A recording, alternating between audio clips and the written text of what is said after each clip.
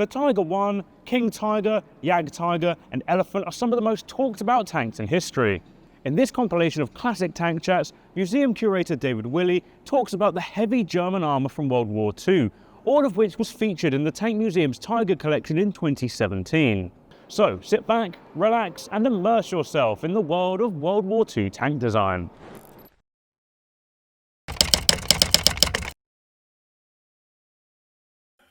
This is the famous German tank of World War II, the Tiger.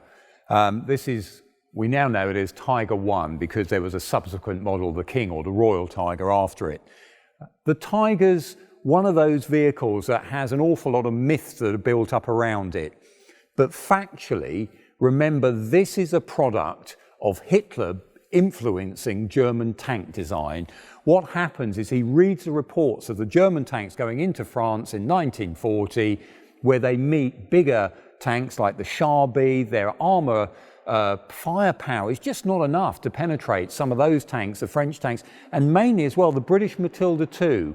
Hitler reads reports of the German 37mm anti-tank gun bouncing off the thick armour of the Matilda II. So he starts the Tiger project, and he starts it with a competition between Porsche and Henschel. Porsche comes along, they come up with a petrol-electric drive system. They're given a year to try and put a prototype vehicle together.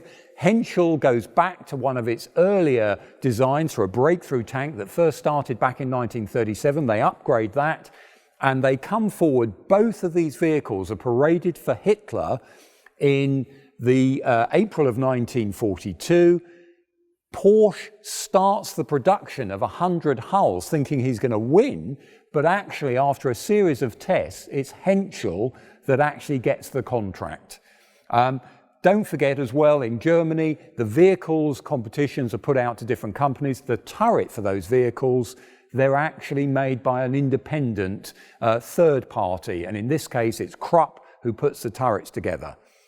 Now, the Henschel vehicle is rushed into production. They have, as so many times, have teething troubles, some engine issues, some transmission issues there, and the very first Tigers are pushed out to the Eastern Front late in 1942.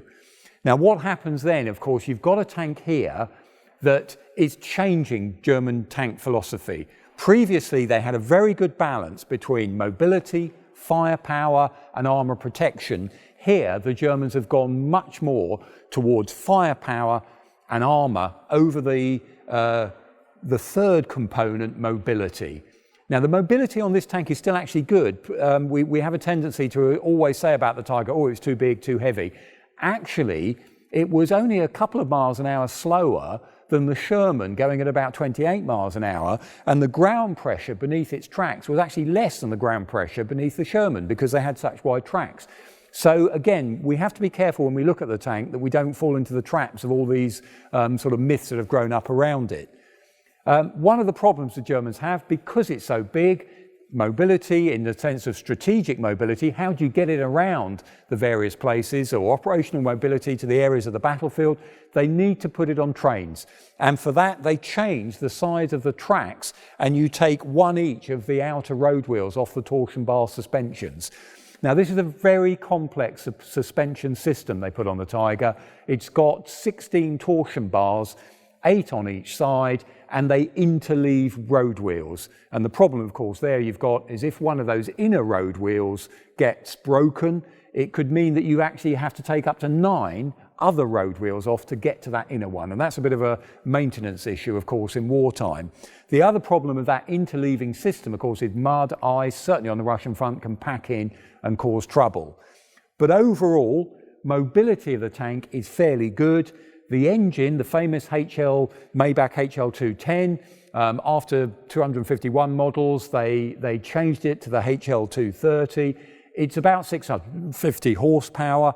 That is struggling because the original design weight is about 45 tons. It's now crept over 50 tons. So they do have a bit of an issue there in terms of horsepower. So with armour protection, you've got 10 centimetres of armour on the front, 8 centimetres on the side. Even that's very thick for something like a 75mm gun Sherman to penetrate. Very thick on the front mantlet. And of course, you've got this amazingly powerful 88mm gun. The KWK-36 is a 56 caliber length of gun.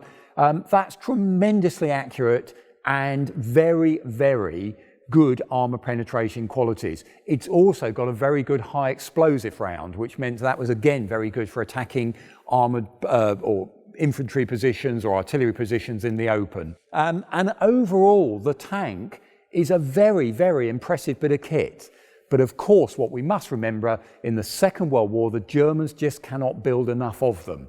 They are hugely expensive and they take a lot of time and production, facilities and parts. You could actually build 4 Sturmgeschützes for the price of 1 Tiger tank like this. So again, that balance, only making about 1,300 of them, the chances of you as an Allied tank crewman bumping into the Tiger in World War II are going to be very slim. But if you do bump into one, you're going to remember it.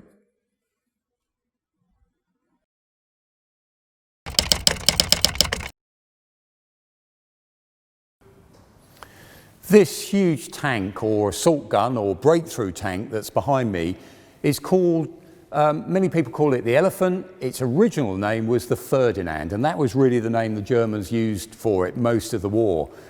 It's got a complex background, a complex history behind it. Back in 1940, the German military, they have a specification for a breakthrough weapon. Both Henschel and Porsche go off to design a tank. It's called VK 3001, 30 for 30-ton class. Now, by May of 1941, there's a meeting with Hitler present where they basically scrap or completely alter most of the German tank program. And as part of that program, a new specification is issued for a much heavier tank, much better armored, and they really want the 88mm gun, the famous flat gun, that's now to be used in an anti-tank role, added to that new tank.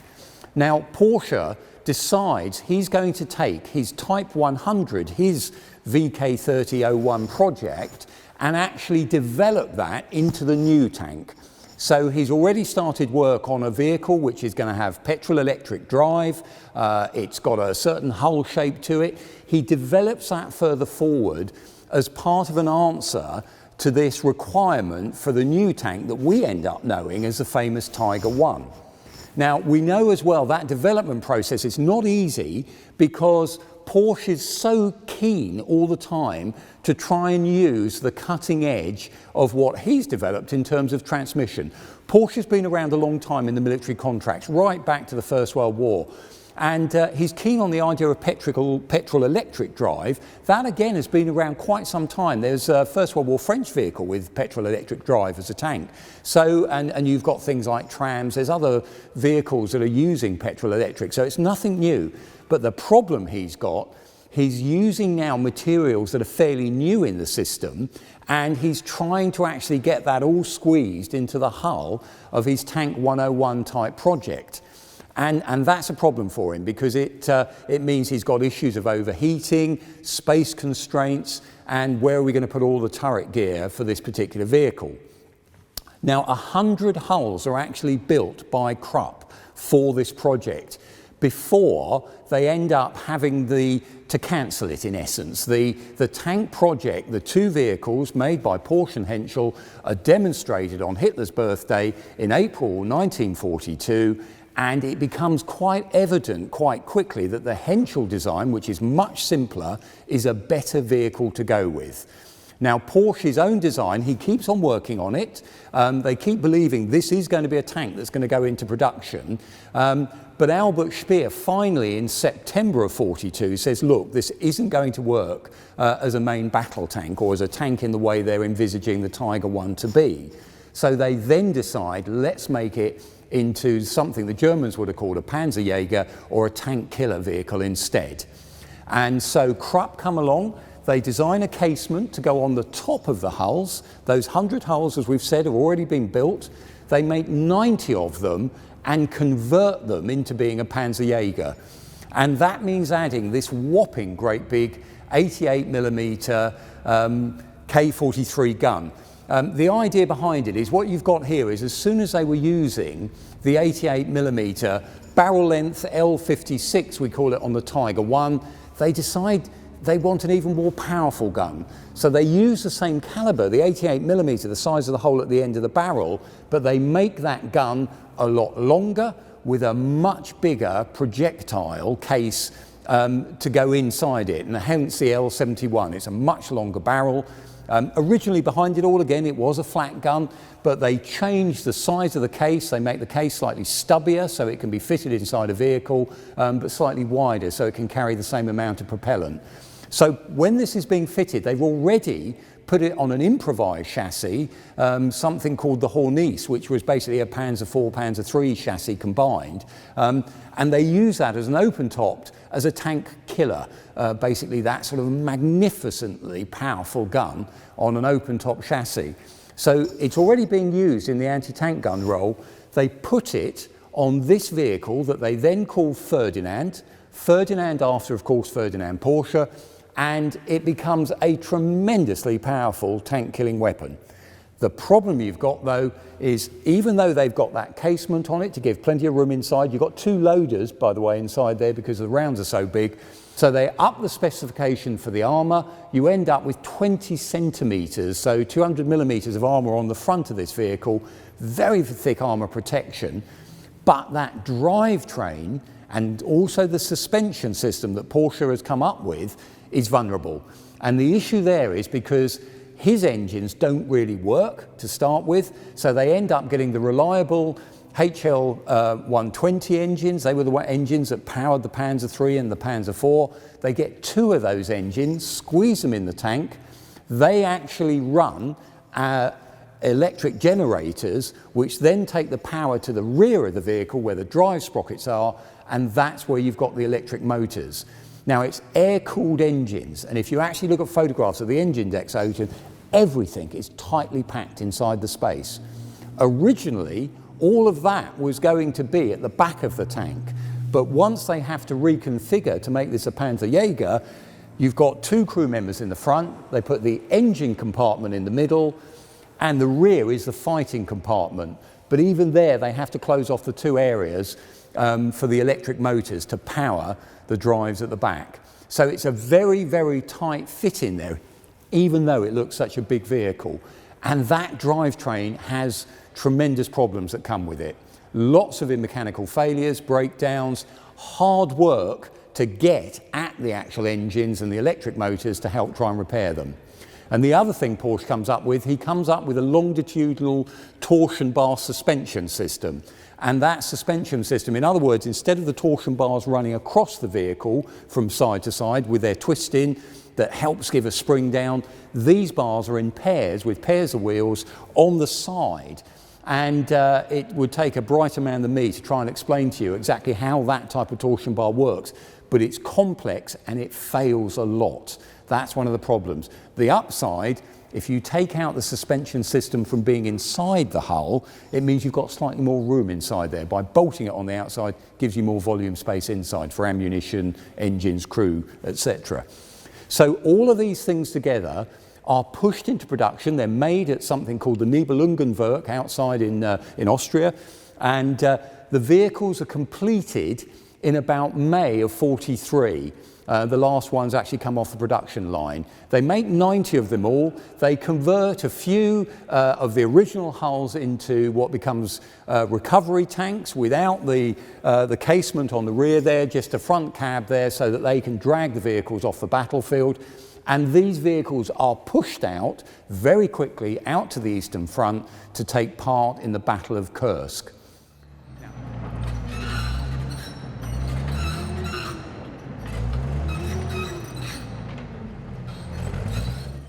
Now, we know much is written about the Battle of Kursk, speculated the biggest tank battle of all time.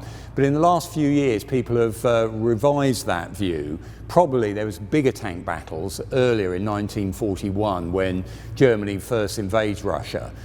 But Kursk goes down in history as a stunning, the last big major German attack on the Eastern Front.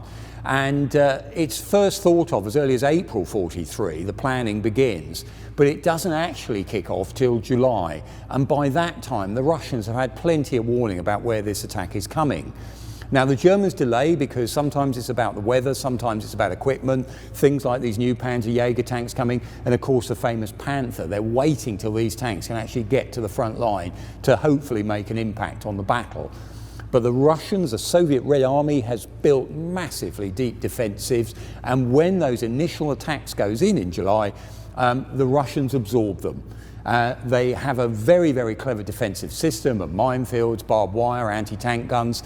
And what happens, and it's in Guderian, he actually writes up an after-action report where he describes how the Ferdinands are being used. What quite often happens is they are being used to go ahead of the infantry as a kind of armoured wedge, burst their way through, and they find themselves isolated because they're not always working with Panzer Grenadiers, guys with other track vehicles to keep up with them. If they're waiting for the traditional infantry, they suddenly find themselves in the middle of the battlefield, this very deep defensive system, and they suffer from things like artillery attacks, and also as well the fact they don't have a close defense weapon, in other words a machine gun in something like a ball mount, just like other Sturmgeschützes, the Sturmgeschütz, the Panzer III version, doesn't have a close defense weapon either. So they followed that trait. And that meant they were vulnerable sometimes for Russian anti-tank teams trying to work around the sides and actually crawl up to try and demolish the vehicle or break a track or to get what would be called a mobility kill.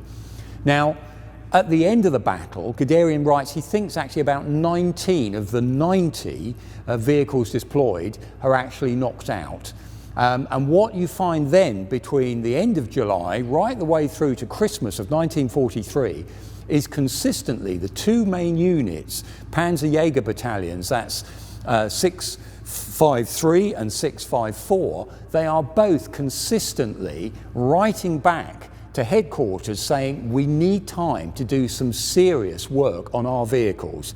But consistently, because this now is the period the German army is starting to go into retreat, vehicles are being formed into small battle groups, rushed to plug holes in the front line or to lead small counterattacks all the time. So again, this sense of being able to actually work on the problems of the vehicles is always constantly being put off. They never seem to have enough time to do that. The factories are sending out kits out to the front line, trying to help remedy some of these problems, but by the end of the year, it's decided that remaining tanks are to be brought back to the Nibelungenwerk to have a rebuild program. So those tanks actually come all the way back to Austria. They go through a rebuild program in December and January of 1944. And then, of course, we've got the problem, or the Germans have the problems, that there's the landings in Italy. And the landings at Anzio mean that the German, the 653, is actually rushed down to try and stem these landings. They've only got 11 of the 14 tanks they were expecting are ready. So those go down to try and stem the Anzio landings, and that's where this particular tank is captured. Again, most of those vehicles break down at different points, are trying to be recovered. Few are knocked out by enemy action. And it looks like this vehicle was actually abandoned and booby-trapped while it's sitting in a depot behind the beachhead. So it's sitting there actually waiting for this repairs or recovery when the Allies actually advance. And this particular tank is then taken back to Aberdeen Proving Ground in America and evaluated. And we're very lucky the Americans have loaned it to us here for our Tiger display that's on at the moment. So in a way, that's symptomatic what happens to the remaining Elefants as they were then called after the rebuild. Pretty much after the rebuild, most of the German records still refer to them as Ferdinands, but this idea of a name change comes pretty much later in 44, and it starts creeping into some of the documentation, but not that much. But those vehicles that remained, they have terrible supply problems. They are moved from pillar to post, and in the end only 2 of them actually make it out of Italy. And one of the points they make there, the Italian terrain is not good for a vehicle like this. This is fantastic on open countryside where the great value of that very powerful gun can be brought to bear. Firing high explosive, this gun could fire out to, if it lifts the barrel, by the way, that ball mount, it can go about 18 degrees up, 15 degrees either side, 8 degrees down, depression. So if you lifted that barrel up and fired a high explosive round, you could actually go out to 6 kilometers away with a high explosive round.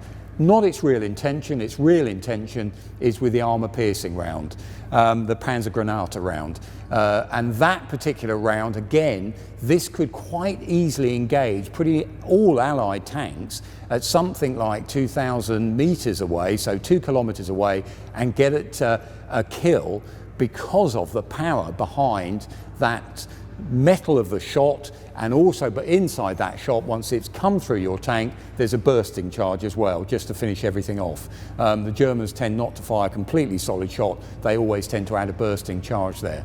So a very impressive gun, very unreliable drivetrain, terrible maintenance problems they had there. And all in all, you might think that added together, this is one of those German tanks we all get obsessed about, get very excited about, look at all the great names involved in its process, and yet ultimately you've got to say it probably could be judged a failure because it doesn't add up to all that investment in time, energy that goes into it, and certainly expectations from the frontline troops. The rebuild program, by the way, when they did it over December, what they actually do is they're trying to redress some of the problems there. So they give the commander a cupola, so all of a sudden he's now got 7 periscopes to look out of. Before he was using things like scissor periscopes to look through the top of the hatch. They changed the engine decks on the front, and that was because the engine decks, too often bits of artillery shell or rainwater even leaves, things could get into the engines and affect the electrics. So they changed the nature of the engine decks on the front. They add a little bit more armour in certain places, and they add this ball mount so you could fit an MG34 or 42 machine gun there with this extra plate over the front. So these were little things that they're answering. At the front here you've got the bow machine gunner and radio operator. Next to him is the driver with his periscopes there, and then you've got 2 loaders because of the size of the rounds inside the rear of the fighting compartment, commander and a gunner. So a 6-man crew, fairly slow tank, about 12 miles an hour maximum speed on the open road, but then again, usual story, that wasn't its aim, it doesn't have to go too fast in the role it's trying to play. But overall, as we said, it's one of these peculiar vehicles. It's really actually a bodge from an earlier design, and you can see the elements of what might have been the Tiger 1P or the Porsche version. If you just imagine that casement taken off and the famous Krupp turret that ends up on the Tiger 1 dropped on top of this vehicle, because that might have been the tank that beat, if it had a reliable drivetrain system, the Henschel version.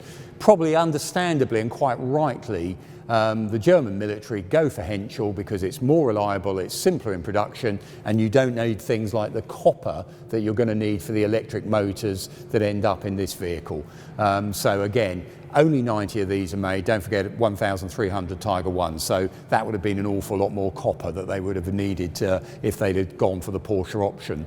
So overall, perhaps you could judge this tank as a bit of a failure. It's the beginning of that kind of megalomania that Hitler shows in wanting a vehicle to be even bigger and even more impressive on the battlefield, with certainly a gun that is leaps and bounds ahead of anything that it's fighting against. So, and again, from our point of view here at the Tank Museum, we're very grateful for the American Ordnance Collection to lend us this particular vehicle. This video has been made possible by our supporters on Patreon, our YouTube members, and our super thanks donors. Please join them if you can, and support the Tank Museum. And thanks for watching.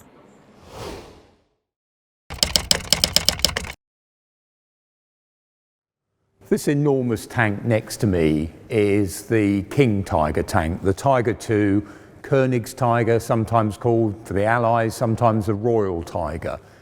And as you can see, it is an enormous beast.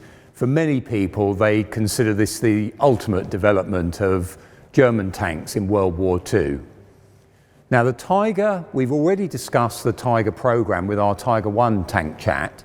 With the Tiger 2, what we're looking at here is a vehicle that obviously comes after the Tiger 1, but it's done with a desire from Hitler, and a desire of Hitler's is really an order that has to be carried out. His desire in early 1943 is to see the massive L-71 Rheinmetall gun, it's an 88mm gun, put onto a tank. And what happens about that is that he goes, as ever, to the Panzer Commission. There's discussions about this. They go out and they look at the two companies that have built the Tiger 1 and ask them if they can find a way of putting this new 88mm gun onto a Tiger chassis of some sort. So it's all part of this, what's called overall the Tiger program in the German military. So Porsche and Henschel are the two people who competed for the Tiger 1. They compete again, in essence, for the Tiger 2. Initially, Porsche's design, he's coming up with the same petrol-electric drive that he's been thinking about for his early submission for the Tiger 1 that then goes into the Elefant vehicle. He thinks that's the way to go. He looks at that, he puts out a prototype. He actually does two variations of prototypes, VK4502 brackets P, that means basically the Porsche variant.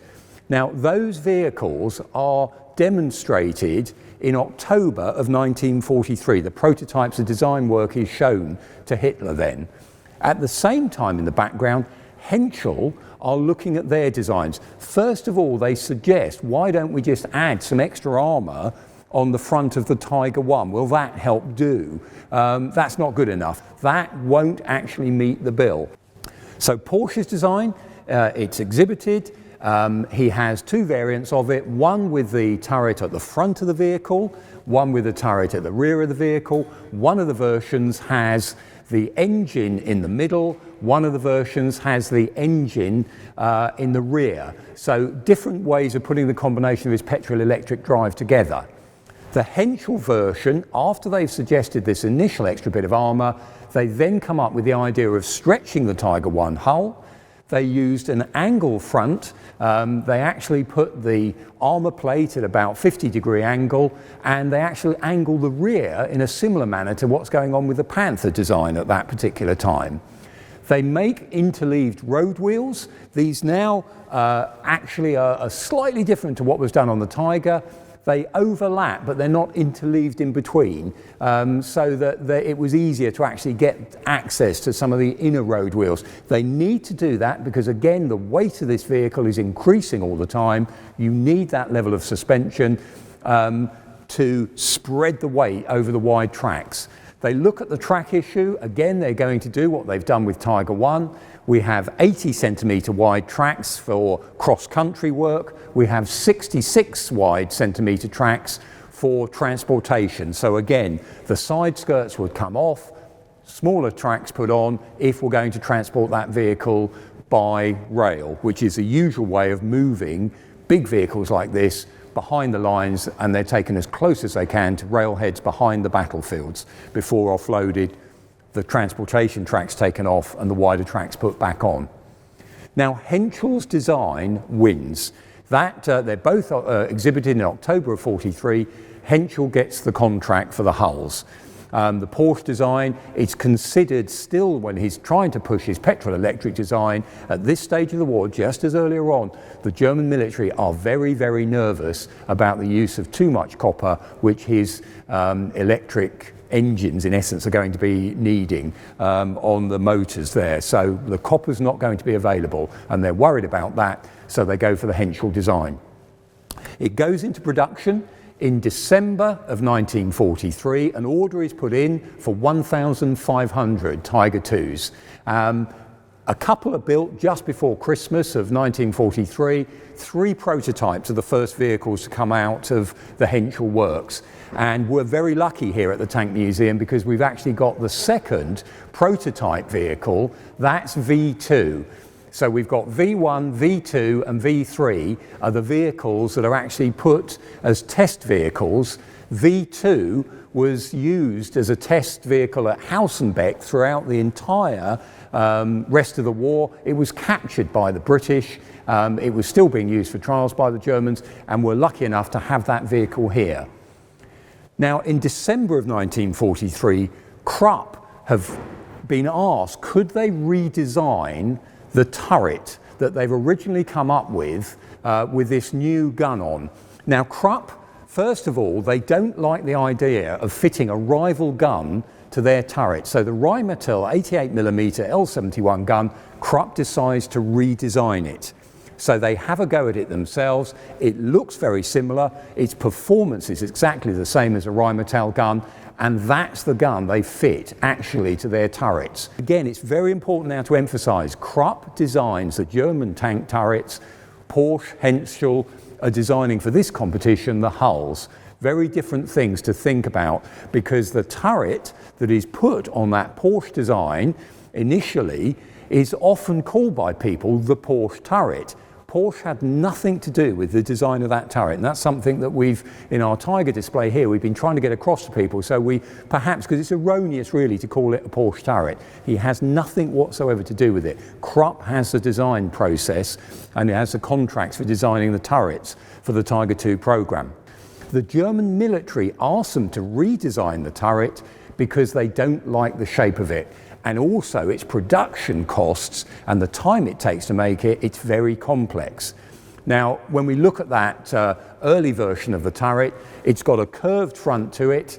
That was considered a potential shot trap. Rounds coming in could actually be glanced underneath that curved frontature. And the other issue as well is the side of the turret has a bulge in it where the commander's cupola is. And that again caused much more trouble in its production process. So Krupp redesigns the turret to make it simpler to manufacture and to eliminate that shot trap. And that we often, or here at the Tank Museum, we're calling that the production turret. They've already built over 50 of the earlier model turrets, so they decide to use those first. They were thinking it might have gone on the Porsche design. They changed one or two small elements of it. They thickened the roof armour, and then they're actually issued to the first 50 Tiger IIs that Henschel actually makes. So that early type of turret you can see in some of the shots where the Tiger is used for the very first time in July of 1944 in the battles in Normandy. The production turret, narrower front. The gun is slightly offset to allow the optic scope to be fitted. It starts with a binocular optic scope, but then it goes on to a monocular optic scope. The gun, we've mentioned, very powerful gun.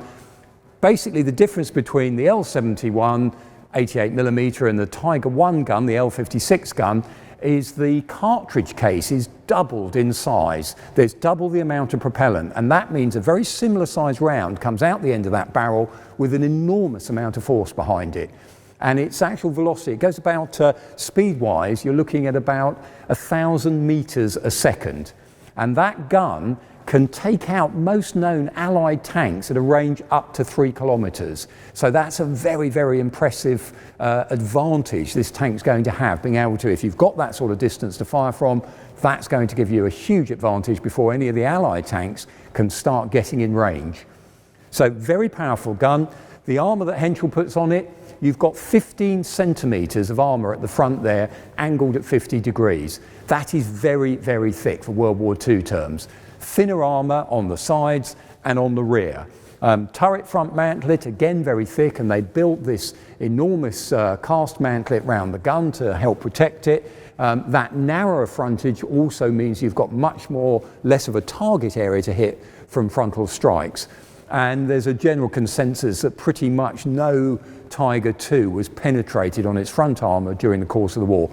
Statistically, we think probably a discarding sabot round with a tungsten core from a 17-pounder could penetrate the front armour, but that engagement never took place. So that thick armour, that again was one of the things Hitler is influencing the design. He's insisting thicker armour on his tanks.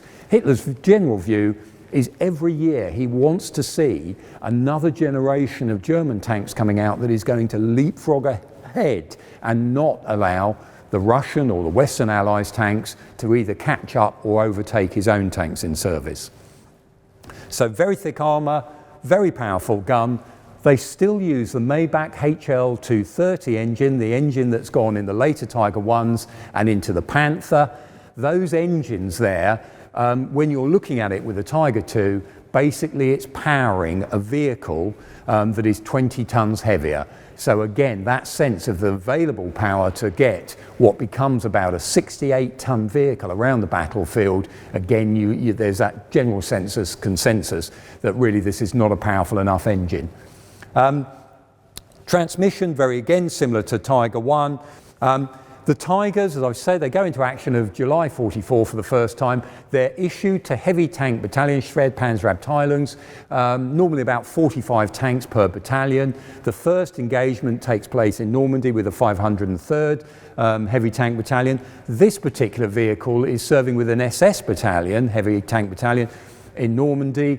It's being used by the 501st. They are in retreat. We think this particular vehicle, the crew member drives it into a field near Beauvais. We're not too sure whether or not that's when the final drive was damaged by the crew member, who may be inexperienced in it. We know there's an account that it's claimed by a Sergeant Roberts of the 23rd Hussars. They're in the field. They fire at the vehicle. We can have a look at the battle damage in a moment. That vehicle, when it was firing at this vehicle, we think it was already abandoned by the Germans. And again, we're doing a little bit of research because we can't quite work out why the 23rd Hussars were in that part of Normandy at the time, according to their their war diary. So these things, again, peeling away the layers about why certain vehicles get certain stories associated with them. Sometimes we just have to make sure that they're not confused with something else, so more research to be done there. The vehicle is photographed in the field where it's captured, so we have those photographs in the collection, and ultimately it's recovered and brought back to the UK as part of a number of German tanks that have been brought back for analysis. And this particular Tiger with its 104 on, it ends up at the Teaching Academy at Shrivenham, where it was there for many, many years. Sadly, various inner components, engine, etc., were stripped from it over the years. It's in good outside condition. It's got a reproduction Zimmerit coat on, not a bad looking paint job, but again, it's not quite as it was when it was in service. And about a decade or so ago, it came down here. It's now part of the Tank Museum's collection down here at Bovington. So an amazing beast. One thing we'd just like to round up on, we're here at Bovington. This is a teaching base, a teaching collection for the serving military. You can probably hear in the background, there's military vehicles driving around here all the time. Now, the issue for us is we use this vehicle as an example to teach to the modern military, because this is an example of where technology has gone in a certain direction, the skill set needed not just to make this vehicle, but to also crew it are very high. Now, that issue, modern militaries are going to face again. If you look at it, the stats show that this vehicle would take about 300,000 man-hours to make. 300,000, that is an awful lot of man-hours. It cost about 800,000 Reichsmarks to build. And again, that's about the price of 2 Tiger 1s, a hugely expensive vehicle. Now, to give a bit of a comparison, 800,000 Reichsmarks is about 330,000 US dollars in World War II. A Sherman tank cost about $32,000, $33,000 to make. So again, economics behind this. You could have made 9 Sherman tanks for the price of 1 King Tiger. And that, again, as I come back to the modern military, these are lessons that they're having to pick up on.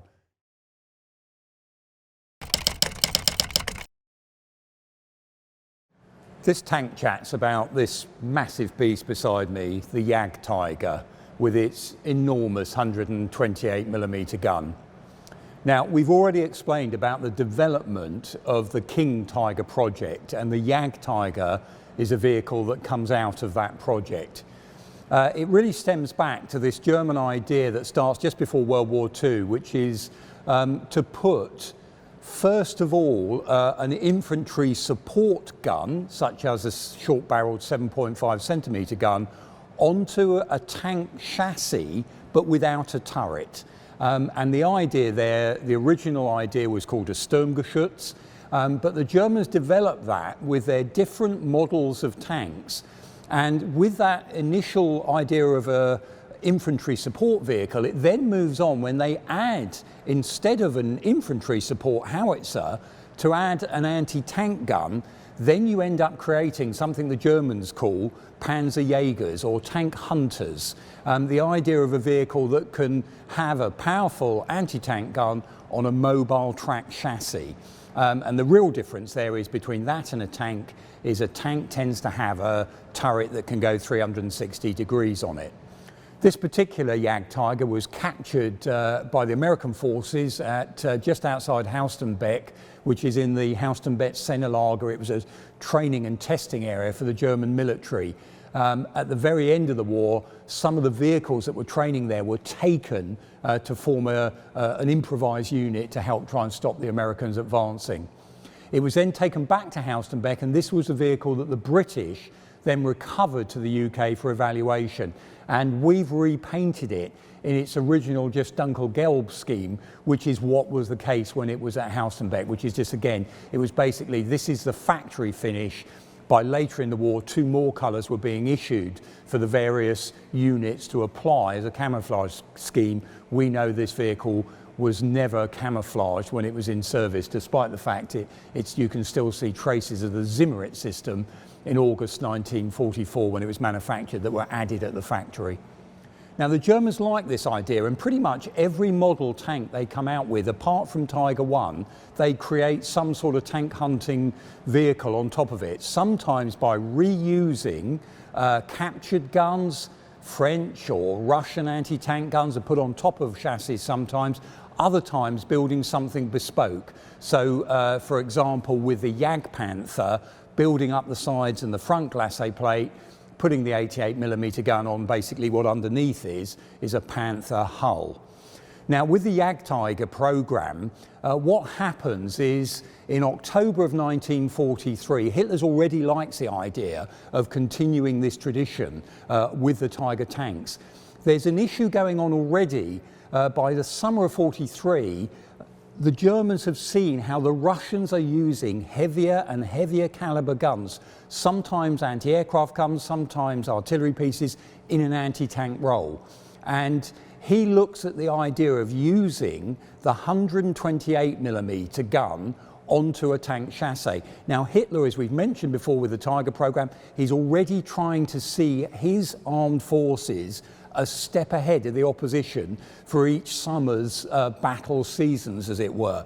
So even though this sounds in 1942, a ridiculously large gun in late 42, when they were thinking about, can we put this 128mm onto something like an anti-tank gun limber, something in the ideas about, just like they've been doing with other anti-tank guns, or putting it onto a mobile chassis, this seems ridiculously big. You only have to think, a couple of years before, the standard anti-tank gun that Germany goes to war with is 37mm, a little man-portable, can be towed by horses or a small vehicle, can be manoeuvred into position. Suddenly to jump to a vehicle or a gun of this huge size of 128mm onto a chassis, they start designing one. It comes out at 11 tons. So they realise straight away that's just going to be too big and too heavy. They were also looking for the best 128mm gun to actually use, and they go to Krupp and Rheinmetall. As always in the German systems, you try and get a bit of competition going. Rheinmetall is already making a 128mm flat gun. It's a standard caliber for some naval weaponry, so tooling and other things are out there. Krupp decides, no, we're going to have a go ourselves, but we're going to actually come up with a completely new gun of that caliber. And the Germans actually look at the Krupp gun as the gun they actually want to use in the anti-tank role. This huge gun, 128mm, normally it would have some sort of barrel support on it. That gun in length is 7 meters from the end to the breech. That is a very long gun, 2 meters off the ground, very heavy as well. So as the vehicle's driving, the vibrations that go through the structure that's holding the gun in place, the mounting for it that is attached to the floor, that wear alone causes the gun to become inaccurate because you get wear and tear there. Hence they needed a gun lock to be able to put that, lock it into place. The gun is actually sighted through a periscopic system that goes through the roof. The commander would be sitting on the far side from me.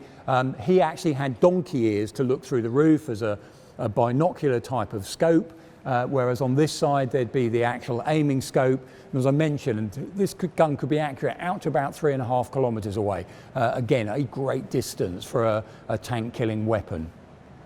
Inside, we've got a driver and a bow machine gunner on the far side there who would operate the radio.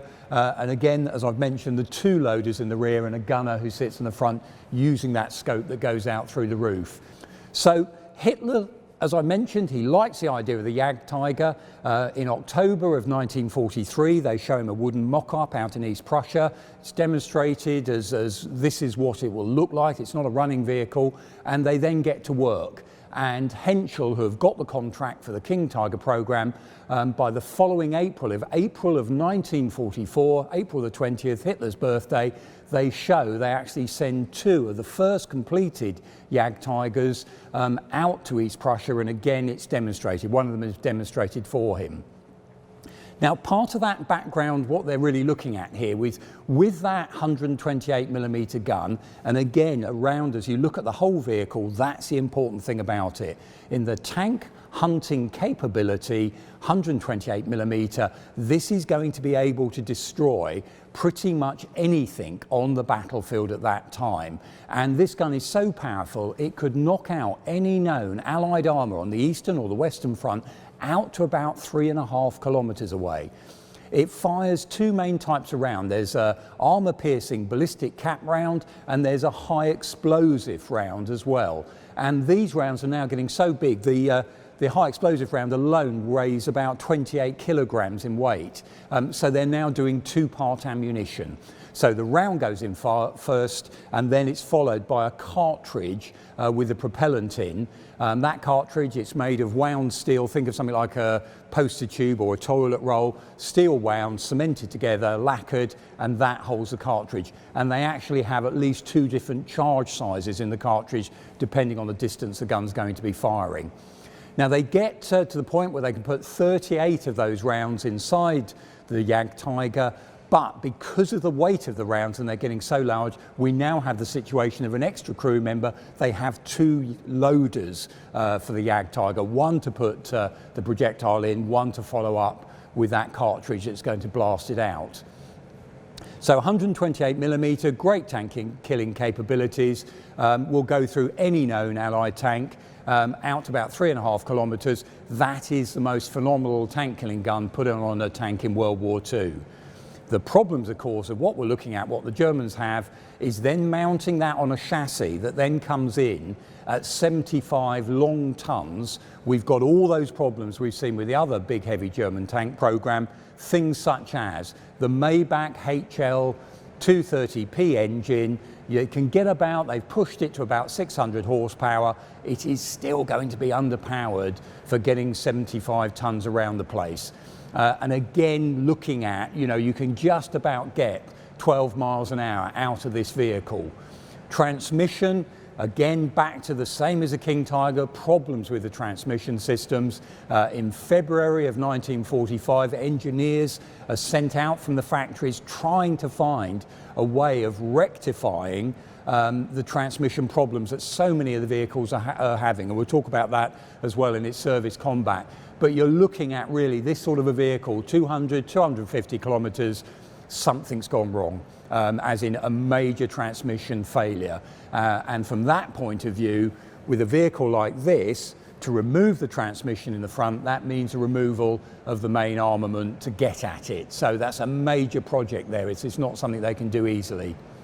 For armor protection, on the front of the vehicle, you've got about 225 millimeters of armor plate, angled at about 75 degrees, a huge casting on the front, and then an even bigger casting as well, which is what they call that Sauerkopf mount, to protect the mantlet, as it were, at the front around the gun barrel. This is homogeneous armor, it's not face hardened, 80 millimeters on the side, so as always, thinner armor on the sides and the rear.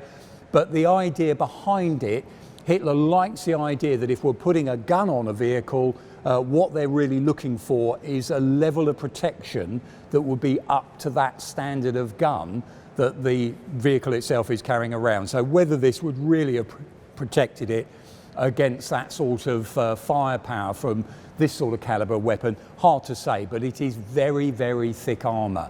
And the other issue, of course, that's actually going on is they've then got to find ways of welding that armour together. So there's very great big segmented sections in it to almost block together, but of course we're not talking about Lego here. They have to angle all the different jointing so weld can get in there and actually make a proper seal and adhere those different blocks together. And that in itself is a major undertaking. They order 150 of these vehicles. We think by about May of 1945, only about 80 of them are actually being completed and issued. They're made at the Nibelungen work down in Austria at St. Valentin, and that gets bombed quite heavily in October of 1944. So again, as with so many of the other later war German tank production, there's outside influences coming into play. Mechanically, we've already mentioned the problems there, so vehicles are constantly either being sent back or trying to be repaired in the field. Bombing has interrupted not just the production of the tanks, but the supply of raw materials. And because you've got such a big vehicle, it tends to be they try and move it all the time on the rail network. And of course, from late 44 into 45, that is being heavily targeted by the Allied bombing campaign. So getting these vehicles around Germany is a real problem. And you've got that whole system of building German vehicles starting to break up as these vehicles are being manufactured. So this is, again, another one of those stories of stop-start. Hitler showing interest throughout the production run. In January of 45, he's questioning, could some of the barrels, delays in barrel manufacture with Krupp, could barrels be taken off some anti-tank chassis? They've been using these French and Russian anti-tank chassis to put this huge, great big 128mm gun on. Can we take some of those back to help produce more Jagdtigers? Again, he doesn't want to see this Jagdtiger. This for him is another one of his wonder weapons, these secret weapons that he's hoping is going to make a real influence. And when the first units are starting to train with these vehicles from September 44 onwards, the 653 heavy, or it becomes the Panzerjäger Abteilung, the tank hunting battalion. It's already started serving originally with Elefants and Ferdinands, moves on to these vehicles. They note the number of times senior figures come to see and have a look at the new Jagdtigers, seeing how training's progressing, seeing how this vehicle's developing, because again, it's another one of these ones that Hitler's taken a great personal interest in. They don't actually see any action till the winter of 44-45. They were going to be deployed in the Ardennes battle. They don't actually make it to the front line. And again, if you read the different accounts going on, it's not so much Allied activity, it's a rail network, it's trying to get the vehicles to the right place. They failed to have any influence in the Ardennes battle, but the first losses, they follow up with Operation Nordwind in January of 45, and that's when the very first loss of one of these Jagdtigers takes place. Ironically, for such a massive vehicle, one of the most advanced, powerful munitions of the Second World War, the first Jagdtiger, it seems, is knocked out by something as simple as a bazooka that manages to enter and gain access to the ammunition from the point of view, and that sort of causes secondary fire. The whole vehicle, it blows up and loses the entire crew. They do not see an awful lot of action in 1945. The issue being, again, trying to transport them to where the fighting's going on. Otto Carius, a famous Tiger commander, he writes in Tigers in the Mud, when he's actually given command of a platoon of these Jagdtigers, he describes the problems they have just getting to the battlefields with something so big, keeping the vehicles fueled, looking out for, at this point, that dominance of Allied air superiority, and also other issues we sometimes forget about from 1945 onwards. For example, there's a time where he positions his Jagdtigers, but then immediately locals have alerted the advancing Americans where those tanks are, so an airstrike comes in. Other issues he's got, which again we mentioned in previous tank chats, issues such as crew training. You can have this fantastically sophisticated bit of kit with that very powerful gun, but yet again, if you don't have the trained men that can actually make the most of it, and that's one of the things Otto Carius points out, he's got a Jagdtiger commander who again does a schoolboy error of retreating away from American troops, where again he's actually managed to knock out an American tank, but then he decides he's going to maneuver, and that exposes his side armor that's thinner to the Americans, and then he becomes a victim of their firepower as well. So that idea about a less well-trained and sometimes a less committed German tank force by the spring of 1945 is something that becomes prevalent, and also it affects the losses of these vehicles. So you've got one unit, one of the platoons, actually they tot up that 10 of their 12 Jagdtigers, they have to destroy themselves, and they lose one Jagdtiger in combat and knock out one American tank. So again, we come back to the amount of time, energy and effort that goes into these vehicles for the outcome just doesn't seem to be worth it for the German production and for the German, certainly for the German military. A second unit is formed. It only fights the Russians with Jagdtigers in Austria in May of 1945. And we sort of mentioned, we think only about 80 Jagdtigers get produced. And one other point worth mentioning here, our dear old friend, we've mentioned him again in tank design throughout World War II, Ferdinand Porsche. Now Porsche, with this vehicle, Henschel have got the contract to build it, but Porsche's got a contract from the German military, contract number 258, and that contract is basically saying, Porsche's saying, look, I can make you a cheaper, quicker, better suspension systems for German military vehicles. And that system is actually trialled on one prototype and 10 of the original production run of the Jagdtiger, and our particular version here has that Porsche system on it. And again, it's another one of these indications of there's Germany losing the war, and yet still these other programs are going on to see if they can improve their tanks or make them better. Perhaps something we'd be thinking is dissipating their resource, their time, their energy. But the idea was that what Porsche came up with, instead of the Henschel system of putting cross-member torsion bars across the lower hull of the vehicle, so it's anchored on one side, runs across the floor, comes out, and the road wheels are on an arm on it on the far side. That's how it has its suspension system. Porsche comes up with the idea of using longitudinal torsion bars that were on a housing that could be bolted to the side of the vehicle, and therefore saving space inside. Now, he reckoned the tooling would be under half of that was needed. Very accurate tooling's needed to actually do torsion bars. You're drilling through from one side all the way out to the other. Porsche says, no, you don't need to do all this. I can do all that cheaper. They trial his system on a number of these early models of the Jagdtiger coming out, including this one here. Unfortunately, it is from the German military's point of view, yes, it's cheaper, but it is not that successful. This Jagdtiger, one of the suspension systems has completely broken away. It was held on drilled in by studs onto the side of the vehicle, and there was another problem as well. Porsche's system had 8 wheels, the Henschel system had 9 wheels, but double wheels and interleaved. The Porsche system ended up putting too much pressure on the tracks. So they were finding the tracks were actually bowing and sometimes cracking as well. So again, another one of these Porsche novel ideas, there to try, in this particular case, save time, energy and money. It fails, as does, you might judge, the whole of the tank. From the Western Allies, who did fight the Jagdtiger the most, the Russians, just for a couple of examples, in May in Austria of 1945. Thank goodness, from their point of view, most of these vehicles ended up being destroyed by their own crews because either they'd run out of fuel, transmission failures, or they couldn't get them to where the battlefield was. The factory is overrun on the 9th of May. The last tank is being built on the 5th of May. They've run out of the 128mm guns. They put about half a dozen together just with an 88mm, but we don't think they ever lost the factory. So overall, one of those vehicles, it's looked at, the gamers love it, model makers love it.